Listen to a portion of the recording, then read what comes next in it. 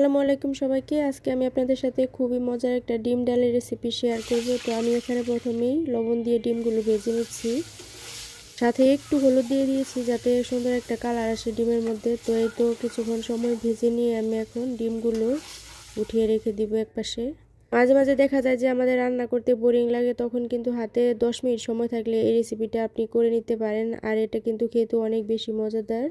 এবার আমি ডিমটা ভেজে নিয়েছি, ওই তেলে দিয়ে দিচ্ছি পরিমাণ মতো পেঁয়াজ কুচি, দিয়ে দিচ্ছি আস্ত কিছু গরম মশলা, তেজপাতা দিয়ে এখন একটু হালকা ভেজে নিচ্ছি। এবার আমি এখানে অ্যাড করছি আদা রসুন বাটা, সাথে দিয়েছিলাম কিছুটা জিরা এবং সাদা এলাচ দিয়ে হালকা বেটে নিয়েছি।